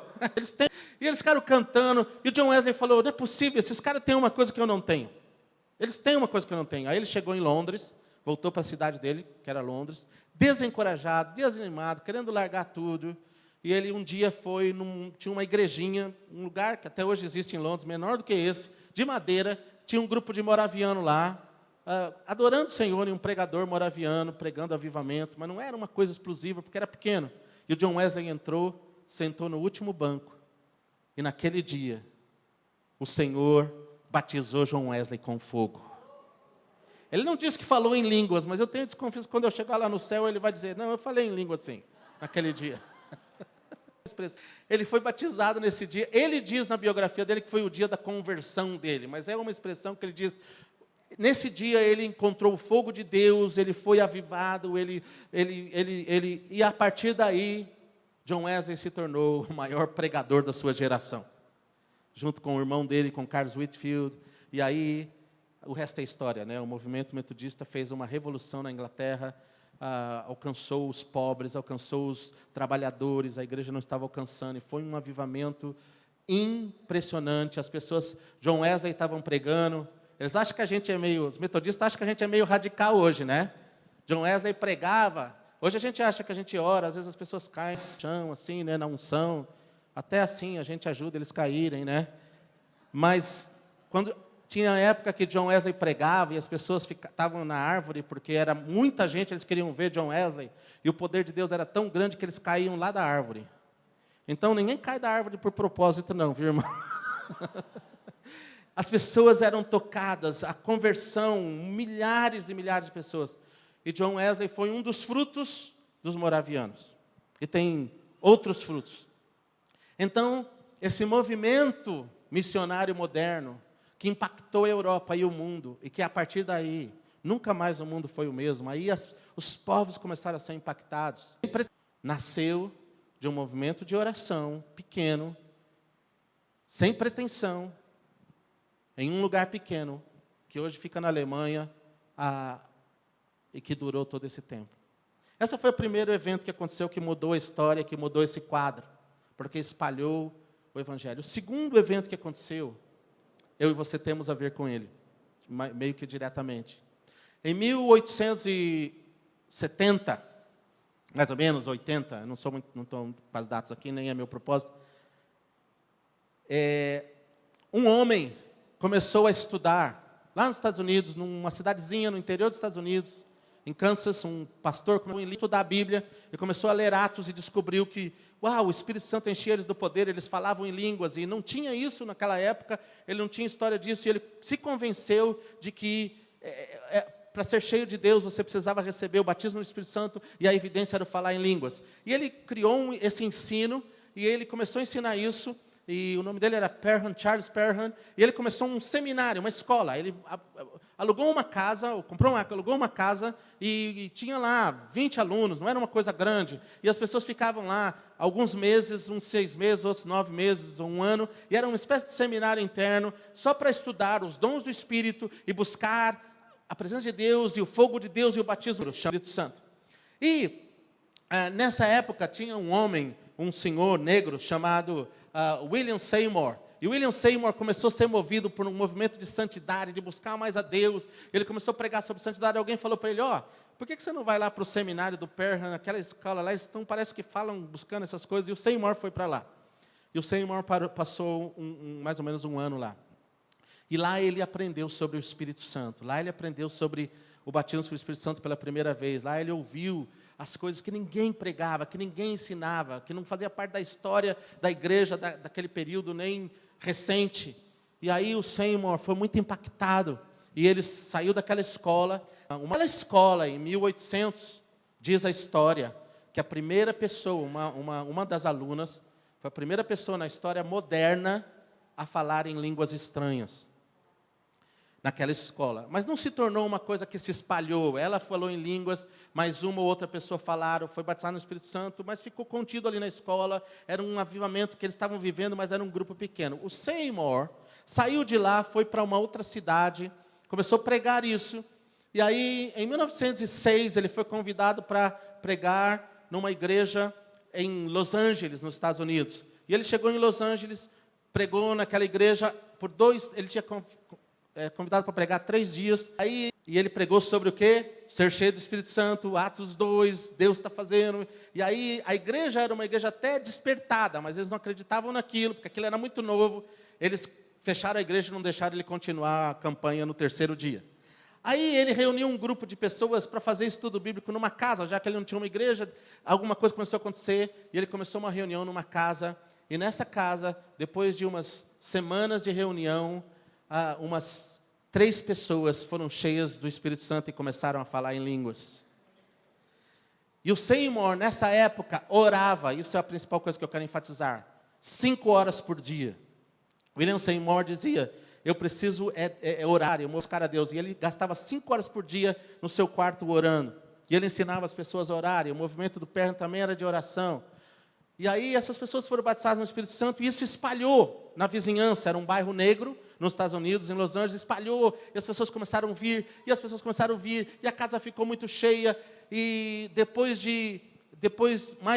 o dono da casa, o Seymour orou por ele caiu no chão, e ele começou a falar em línguas, foi batizado no Espírito Santo também, e aí as pessoas começaram a falar que aquilo não era de Deus, que era do diabo, teve controvérsia, mas começou a crescer, e já não cabia mais na casa. Um dia tinha tanta gente na casa que o chão afundou. Aí eles falaram: nós precisamos achar um lugar. Aí eles acharam um lugar que tinha sido uma antiga igreja metodista, tinha virado um estábulo, e eles alugaram o lugar, era um lugar de madeira, cabia umas 300 pessoas, não era muito grande. E eles começaram uma reunião nesse lugar, era no número 312 da Azusa Street. E a Azusa Street, todos vocês sabem o que virou a Azusa Street. Azusa Street, 312, em 2006, o Seymour começou. As reuniões da Azusa Street eram basicamente de oração e de adoração. Algumas vezes tinha pregação, mas na maioria das vezes o William Seymour ia para o púlpito, se ajoelhava, ele colocava a cabeça debaixo e ficava, às vezes, 3, 4 horas orando. E aí o Espírito Santo levantava, um cantava um hino, o outro cantava. E aí as coisas aconteciam e as pessoas começaram a vir de todos os lugares, de todos os lugares. Bom, foi nesse período aí que o próprio William Seymour foi batizado com o Espírito Santo e falou em línguas.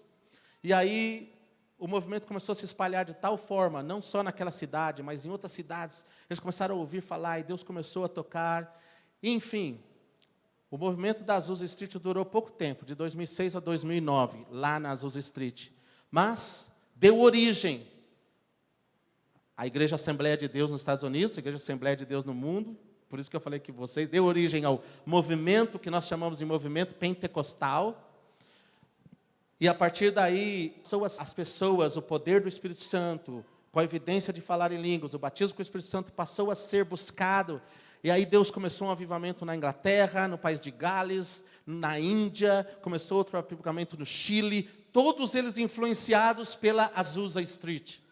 Inclusive os 2 missionários que vieram para o Brasil, para Belém, que vocês conhecem, que fundaram a Assembleia de Deus, ouviram a mensagem do batismo do Espírito Santo pelo William Seymour, foram batizados no Espírito Santo, e aí Deus chamou eles para serem missionários. Eles eram suecos, mas eles estavam estudando teologia lá em Chicago, nos Estados Unidos, e eles vieram para o Brasil, para Belém, e aí eles começaram um movimento de avivamento, e em 1914, é isso? Minhas datas estão certas? Eles fundaram a Assembleia de Deus no Brasil, lá em Belém, e aí o resto da história vocês já sabem. Mas eu estou contando tudo isso, não porque eu estou querendo dar uma aula de história para vocês, mas para dizer o seguinte, que de 2006, por 2 anos, aquele movimento da Azusa Street, eu estou todo perdido, 1906, 2006 foi agora, né? Aniversário de 100 anos, por isso que eu estou confuso. 100 anos da Azusa Street em 2006. Em 1906. Depois você edita aí o filme, tá? De parecer que eu errei. Em 1906, Aquele movimento que não era orquestrado, organizado por pessoas. 1906, que durou 3 anos. Em 2 anos, aquele grupo de pessoas enviaram missionários para mais de 25 países. Não tinha pessoas ricas, não tinha, mas foi tão intenso o avivamento. Então, a partir daí, o movimento de ir para outros lugares não alcançados, as pessoas eram cheias do Espírito Santo, eram batizadas no Espírito Santo, eram avivadas, gastavam horas orando e adorando. O movimento nasceu num lugar de orar e adorar a Deus, templo, horas e horas. Aliás, na Azusa Street, o salão era dividido em 2, e embaixo tinha o templo, que ficava aberto 24 horas por dia, e em cima tinha uma sala grande que eles fizeram, que era a sala de oração, que eles ficavam o tempo todo orando. O Seymour passou a orar 7 horas por dia ao invés de 5. Quer dizer, ao invés dele ficar ocupado com a administração do movimento, porque tinha muita gente, ele falou, agora é que eu preciso orar mais. Ele orava 7 horas por dia. Todos eles gastavam muito tempo orando. E foi deste lugar de oração que o Espírito Santo inspirou o maior movimento missionário da história. Porque o movimento pentecostal se tornou o maior movimento missionário, porque as pessoas não foram enviadas, literalmente foram só como missionários no sentido tradicional da coisa. Eles foram como vendedores, eles foram como imigrantes, eles foram como... Aonde eles iam, eles levavam o fogo. Eles começavam um grupo na casa deles, e aí o avivamento começava lá. Então não era que eles foram literalmente enviados, né, com um salário pago como missionários. Eles enviaram para 25 nações assim, mas muito mais aconteceu naquelas primeiras décadas, e o Evangelho hoje está espalhado por todas as nações, ou por quase todas as nações, né, as grandes, e o movimento de avivamento pentecostal hoje é responsável por mais de 86% de todos os crentes convertidos do mundo. Porque o Espírito Santo começou um avivamento em 1900, final do século XVIII, século XIX. Não só para nos dar um avivamento, não só para nos dar uma igreja forte, não só para a gente falar em línguas, não só para restaurar os dons, tudo isso é bom e tudo isso faz parte. Mas vocês estão vendo que Deus tem uma agenda, que Deus está levando as coisas para um ponto, e o ponto é o cumprimento de Mateus 24:14. O avivamento só é avivamento genuíno quando ele aponta para a vinda de Jesus. Não há avivamento genuíno se for só para o seu benefício ou para o benefício de uma localidade. Se o Espírito Santo está nisso, ele vai apontar para Jesus e ele vai apontar para o final, para a vinda de Jesus. Se é algo de Deus, irmãos, uma das marcas, não teve avivamento na história em que o Espírito Santo não apontou para a segunda vinda de Jesus. A segunda vinda de Jesus não é uma doutrina. A segunda vinda de Jesus não é um ensino da igreja. Não é um tópico que a gente aprende na escola dominical. A segunda vinda de Jesus é a realidade que Deus está cumprindo na terra hoje. Tudo existe por causa disso. E o movimento de oração na terra hoje, o que Deus está fazendo no IHOP, o despertamento, orar mais, adorar mais. Santo irmãos, com certeza terá vários lugares de adoração 24/7. Amém? E outras cidades, e São Caetano, e o ABC, e São Paulo, e a terra, porque o Espírito Santo está inspirando o seu povo está começando a entender, é hora de orar mais, não é hora de fazer outras coisas, não é hora de ficar distraído mais, irmãos, não dá mais tempo da gente ser crente de domingo, não dá mais crente da gente ser crente super descolado, legal, que vive uma vida toda cheia das coisas do mundo, e que tem Deus aqui num departamento, eu estou salvo, bati o meu carimbo para ir para o céu, está legal. Não. O Espírito Santo está incomodando.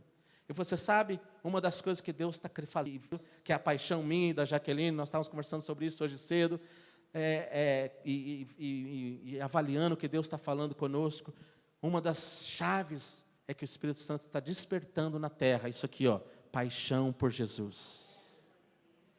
Por quê? Porque se você é apaixonado, você faz o que for, pela coisa da sua paixão. Você faz o que for. Encontrei um rapaz, sei lá eu aonde, outro dia, acho que foi no táxi, foi no Uber, e ele falou para mim, uau, uma das coisas que mais marcou, nem sei porque que ele entrou nessa conversa, porque eu nem estava falando disso, eu estava tentando uma oportunidade até de falar de Jesus para ele. Ele entrou nessa conversa boba de falar, rapaz, eu fui em Tóquio quando o Corinthians jogou. E aí eu pensei, por que é tão importante? E eu fiz um sacrifício, financiei, tal, e eu estava lá. Estava lá em Tóquio, e eu vi os jogos, e eu não sei o que e tal.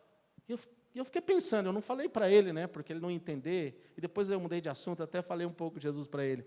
Mas eu fiquei pensando, uau, quem é apaixonado faz loucura, não é? Faz coisas sacrificiais. Quem não é, quem é só assim, ok, isso aqui é importante para mim, mas ele cumpre, não tem coisas. Mas quem ama, quem é fascinado, irmãos, não tem preço, não tem dinheiro, não tem tempo, não tem hora. Não tem. Você fica irracional. Tem pessoas que largam a família porque acham que achou uma nova paixão e vai. E a alma humana faz erradamente essas coisas. Imagine o ser humano cheio de Deus, transformado, encontrando esse ser que é o ser mais belo do universo. Os céus, irmãos, os céus. Quando eu digo dos céus, estou falando dos anjos, dos arcanjos, dos querubins, dos serafins e dos que já foram, que estão lá. Eles, a cada minuto que passa, eles são fascinados pelo homem Jesus Cristo. Jesus é o centro absoluto do céu. Apocalipse 4, Apocalipse 1, quando há um movimento no trono de Deus, eles se curvam, todo mundo que tem autoridade no céu, tira a sua coroa, se curva, e eles dizem, santo, santo, santo, é o Senhor Todo-Poderoso. Esse Jesus, irmãos, não é apenas ele não veio aqui como homem para morrer na cruz por nós, para bater nosso carimbo, para a gente ir para o céu e a gente viver a vida como quer aqui, não. Jesus é o Senhor do universo, Ele criou todas as coisas, Ele criou você à imagem e semelhança dEle. E Ele está dizendo assim, você quer me conhecer? Eu vou me revelar a você. Você quer me ver? Eu vou me revelar a você. Mas você precisa ter fome. Irmão, Jesus disse assim, quem tem fome, venha a mim e beba. Quem tem sede, e coma. Quem tem sede, venha a mim e beba. E eu darei algo que fará nele uma fonte dentro dele, que jorrará para a vida eterna. Irmãos, nós ainda não estamos nesse nível de fome e sede. Mas deixa eu te dizer uma coisa. O Espírito Santo está despertando essa sede. Não se assuste se o teu filho de 10, 11, 12 anos tiver encontros com o Senhor e começar a dizer, mamãe, eu quero jejuar 40 dias, eu quero ficar com Jesus, eu quero gastar 24 horas. Não fala assim, filho, é muito exagerado, nem eu faço isso. Há uns anos atrás, eu estava ainda na minha fase, tudo bem, pastor, mas bem religiosinho. Não religioso no formato externo, embora eu só pregasse de terno e gravata naquela época, mas eu estava bem e não usava barba. Eu estava bem religioso no sentido do meu relacionamento com Deus. Tudo bem, eu não estava vendo o pecado, mas estava aí, eu sou pastor, oro, preparo a mensagem, estava tudo normal, a igreja estava crescendo, estava em Londres.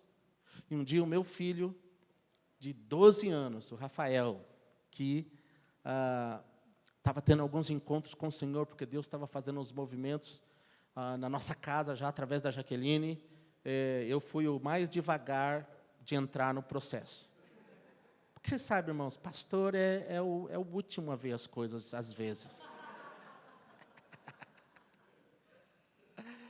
Nós somos tão zelosos que a gente fala assim, não, isso aí tem que tomar cuidado. Não, então a gente...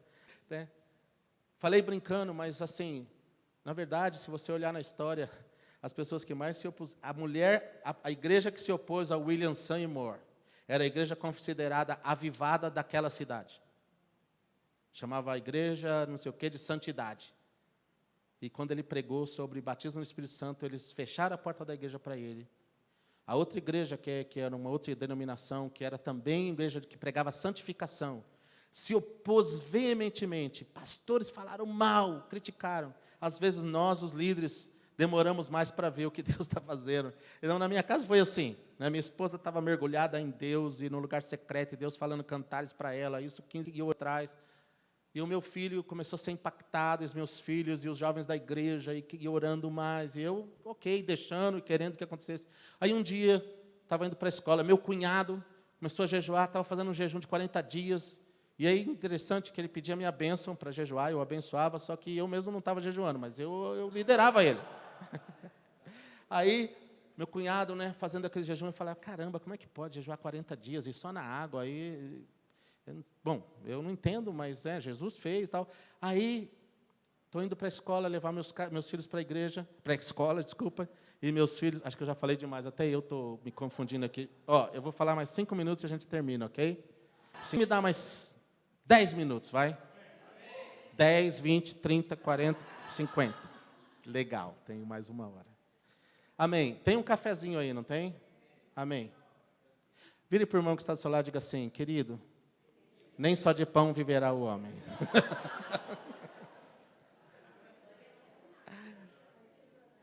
Agora quebrou, né? Então, não tenha pressa, a não ser que você tenha que ir para trabalho e tal, mas eu vou terminar mesmo, porque, né? Vocês estão recebendo? Vocês estão sendo abençoados?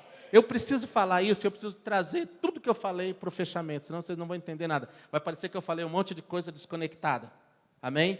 Então, fique comigo mais uns minutos. Vou contar essa experiência do meu filho. Meu filho estava indo para a escola e ele falou, papai, eu vou decidir, o Senhor falou no meu coração, eu vou jejuar por 21 dias. E eu falei, e eu pensei comigo, 21 dias, é muito radical. Aí eu falei para ele, Rafael, não é bem assim, você vai jejuar 21 dias. Vamos ver, vamos conversar, vamos ver. Né? No meu coração aqui já pensamos, vou desencorajar ele é um adolescente, 12 anos, jejuar 21 dias.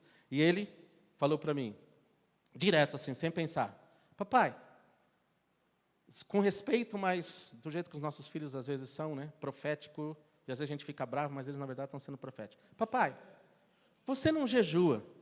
Eu vou falar com o tio Luiz e ele vai me orientar e me guiar. Então, não se mete nessa história. Ele não falou isso, mas foi exatamente isso que ele falou.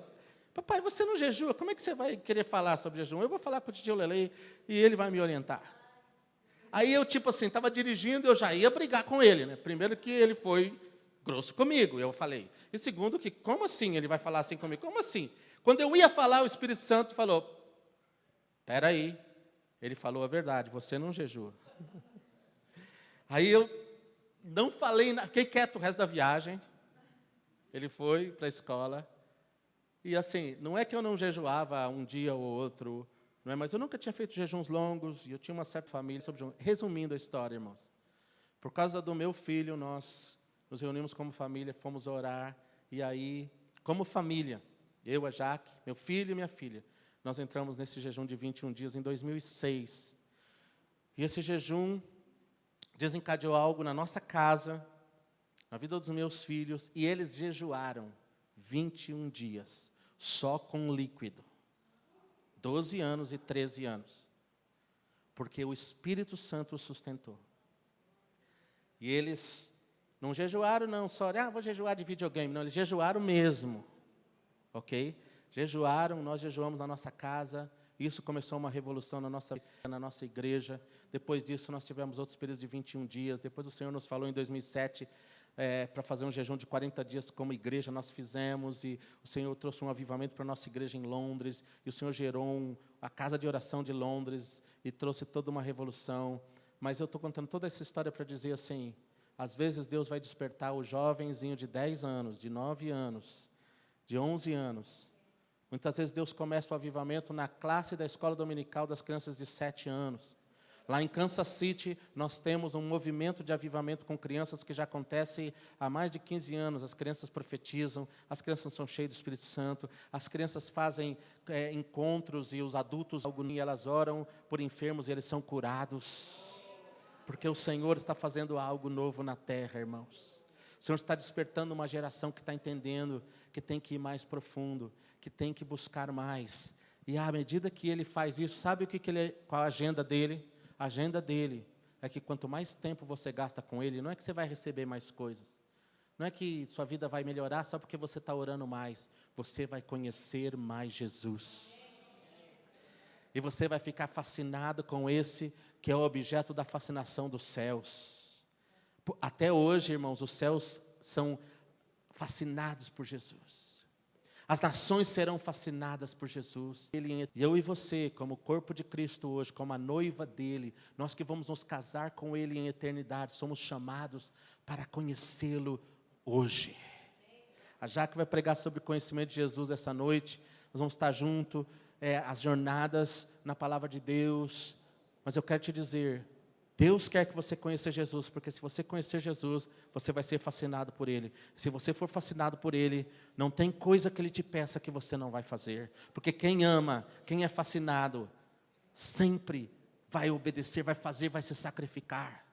Aquele que ama faz muito mais do que aquele que é só trabalhador. Quem é contratado de empregado, trabalha pelo salário. Nós não somos chamados de Deus, irmãos. Nós somos filhos de Deus. Nós somos a noiva do Cordeiro. Nós somos chamados para uma parceria eterna. E hoje, o Senhor quer fascinar o seu coração. Por quê? Porque a tarefa vai ser cumprida. Eu não posso terminar essa mensagem sem te dizer o seguinte. 4 anos atrás, maiores missões, organizações do mundo se reuniram novamente e eles fizeram 2 reuniões lá em Kansas City, porque eles entenderam que é no contexto de oração que isso tudo vai acontecer aceleradamente. E várias coisas foram concluídas, mas uma das coisas que eles entenderam, quando eles olharam para o mapa do mundo, o mapa da evangelização mundial, quando eles olharam para o tempo que leva hoje para traduzir uma porção da Bíblia para uma outra língua, que ao invés de levar 60 anos, hoje, por causa do computador e de programas, leva 17 meses. Em 17 meses é possível decodificar, traduzir e ter um material numa língua nova. Quando eles olharam para todos isso e o recurso que está sendo investido, eles fizeram um programa e um projeto alcançável de que até 2025, presta atenção nisso, até 2025, é possível, e tem alvos específicos, e eles estão trabalhando nessa direção, as missões da terra, muitas 20 nações, organizações, até 2025. Mateus 24:14 será cumprido. Pensa nisso, isso não é só uma profecia, é uma decisão e é uma avaliação técnica. Eles entenderam que se continuar fazendo o que eles estão fazendo, o que a igreja está fazendo, o que missões está fazendo, até 2025, todos os povos terão uma porção da Bíblia na sua língua, haverá testemunho em todas as etnias, e ainda haverá muito o que fazer, mas um primeiro passo de olharmos para dizer, você sabe o que isso significa, irmãos? Sabe o que isso significa? Que pela primeira vez, na primeira história, em 2000 anos, nem na primeira geração isso aconteceu, pela primeira vez na história, será possível, dentro de uma geração, aquilo que a Bíblia profetiza, que de todas as etnias, incenso subiria ao nosso Deus, acontecer. Você vive nessa geração. Você é jovem nessa geração. Você é chamado para ser parte disso. Você que está envolvido em missões, está ajudando, está caminhando, está trabalhando para isso. Você que sustenta, que envia recursos, que vai, que apoia, que ora. Nós que estamos levantando, que orando lá em Kansas City, porque nós somos missionários de intercessão, então oramos pela terra. Você que está, nós vivemos num tempo único. Irmãos, é bem possível que os acontecimentos bíblicos aconteçam bem perto, bem próximo. Nós somos parte de algo especial. E quando nós falamos de missões, nós estamos falando da agenda de Deus, levantando um movimento de oração. Você não pode pensar em missões, pensar em pregar o evangelho, pensar em plantar igreja, sem pensar em uma vida pessoal de consagração, uma vida pessoal de oração e uma vida coletiva de oração como corpo. Porque foi isso que sempre sustentou e gerou. E é isso que vai dar o conhecimento de Deus. Amém? Vamos ficar em pé. Aleluias. Diga comigo, e este Evangelho do Reino será pregado a todos os povos. Então virá o fim. Agora levante as suas duas mãos bem alto. Eu quero que você faça a sua oração. Quero que você diga: Senhor, eu ouvi a tua palavra, foram muitas informações, muitos dados. Talvez eu não entendi tudo que o pastor falou, mas eu quero te dizer: conte comigo, Senhor. E também eu queria que você, com as suas duas mãos, fizesse essa oração: Senhor, fascina o meu coração com Jesus. Jovens, adolescentes que estão aqui, crianças, pais, nossa grande missão com os nossos filhos é levá-los à fascinação com Jesus. Nossa grande missão não é dar para eles a próxima novidade. Nossa grande missão não é dar para eles a melhor escola. Nossa grande missão não é dar para eles inglês e espanhol. Tudo isso é bom. Isso pode fazer parte, mas nossa grande missão é dar Jesus para eles. E nós só podemos dar o que temos. Então nossa grande missão é conhecer Jesus. É sermos apaixonados. Levante as suas duas mãos e entregue-se nessa tarde. Você que tem coração em missões, coração na obra, diga: Senhor, eu já fiz, mas eu quero agora te conhecer, eu quero experimentar do Senhor. Derrame o teu coração na presença dEle agora. Senhor, estamos aqui nessa tarde. Senhor, vamos estar aqui à noite para ser ministrados. Ó Espírito Santo, ó Espírito Santo, libera a tua glória, Senhor. Libera a tua glória, Senhor. Fascina o nosso coração com Jesus, Deus. Fascina o coração dos nossos crianças, dos nossos filhos, dos nossos netos, dos adolescentes que estão aqui, dos jovens. Começa um avivamento aqui nessa igreja com nossas crianças, Pai, nós te pedimos. Fascina, dá sonhos com Jesus, dá sonhos para os nossos filhos, dá sonhos para nós. Queremos paixão por Jesus na nossa vida, porque só com paixão nós faremos a obra. Nós iremos aos confins da terra, nós morreremos por Jesus se for necessário. Fascina o nosso coração, Deus.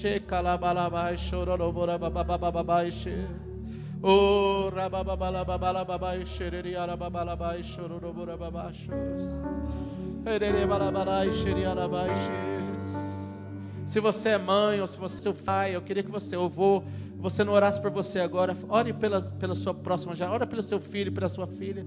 Ore coloque o nome deles agora. Diga assim: Deus, ore especificamente essa oração, que eles sejam fascinados por Jesus.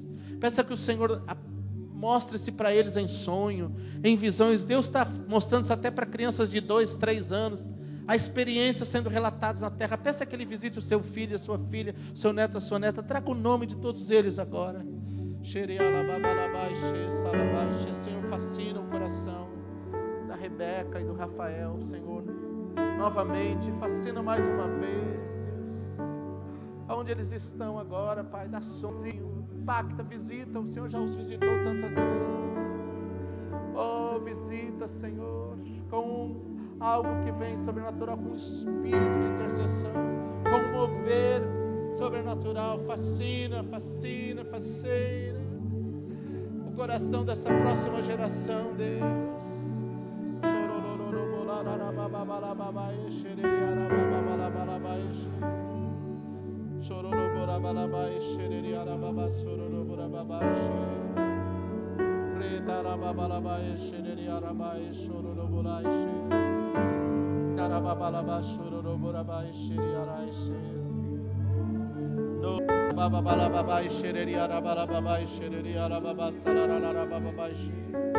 Oh Jesus, revela-te a nós, Espírito Santo, como o Senhor iluminou a geração passada, como o Senhor iluminou a geração de 1900, como o Senhor visitou aqueles que ficavam horas e horas, noite e dia, Senhor, clamando, buscando, adorando, cantando. Como o Senhor visitou a Azusa Street e tantos outros lugares, visita-nos novamente, Deus. Faz de novo, Deus, faz de novo, Deus.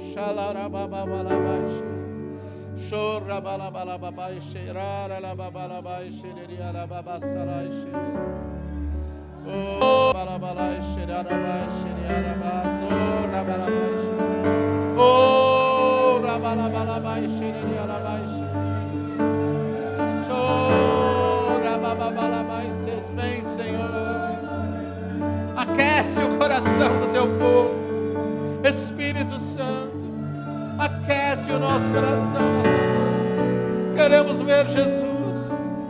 Queremos mais, queremos ser fascinados. Queremos ser estragados para o mundo, estragados para as coisas que ficam. Oh,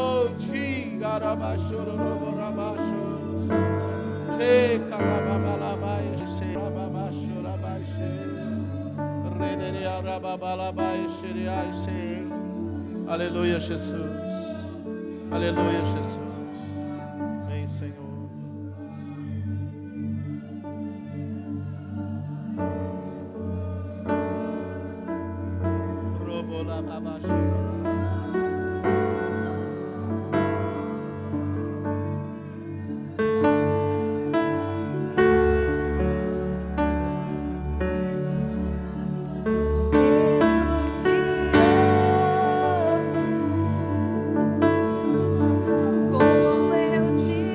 Declare isso, declare que você ama Jesus.